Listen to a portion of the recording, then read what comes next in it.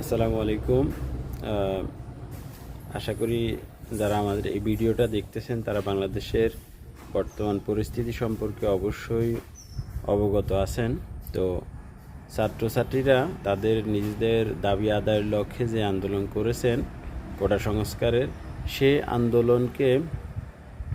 আন্দোলনে বাধা দিয়ে স্বৈরাচার সরকার এবং তার পালিত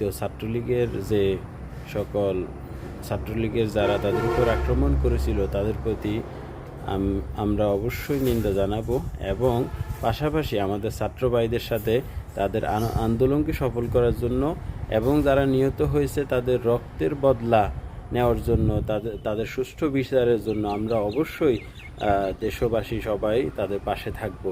ইনশাল্লাহ আমরা ছাত্রদের পাশে আছি। এই জন্য রেমিটেন্স যোদ্ধা যারা আছেন তারাও এটা সফল করার জন্য আপনাদের রেমিটেন্স